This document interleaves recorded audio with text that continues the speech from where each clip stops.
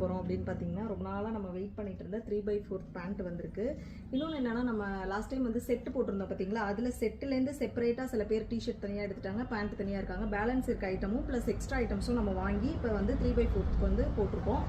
குறைஞ்சது ஒரு 200 பீசஸ் தான் இருக்கும். ஸோ முடிஞ்ச அளவுக்கு யாருமே ஹோல்டிங் வைக்காமல் வேணுன்றவங்க டக்குன்னு பேமெண்ட் பண்ணி வாங்கிடுங்க. ஏன்னா கடைக்கு டேரக்ட் கிளைண்ட் வராங்க பார்த்தீங்களா, அவங்க கூட வாங்கிடுவாங்க. நீங்கள் பே பண்ணுறேன் எடுத்து வைங்க அப்படின்னு சொல்கிற ஐட்டம்ஸ். ஸோ யாருக்குமே ஹோல்டிங் இருக்குல்ல, வேணுன்றவங்க வாங்கிக்கோங்க. ப்ரைஸ் எவ்வளோ அப்படின்னு பார்த்தீங்கன்னா வந்து எந்த பேண்ட் எடுத்தாலுமே வந்து 200 ருபீஸ் தான்.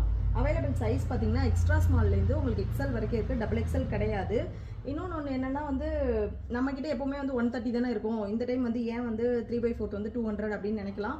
காரணம் என்னென்னா அதை விட ட்ரிபிள் மடங்கு குவாலிட்டியாக இருக்குது. ரொம்பவே பிராண்டடு ப்ளஸ் அட்ஜஸ்டபிள் ரோப்பும் உங்களுக்கு நல்லா எக்ஸ்பேண்ட் ஆகிற அளவுக்கு குவாலிட்டியும் கொடுத்துருக்காங்க. அதனால் மட்டும்தான். திருப்பி அதே பீஸ் ஃபியூச்சரில் வந்துச்சு அப்படின்னாலும் நம்ம 130க்கு தான் கொடுப்போம்.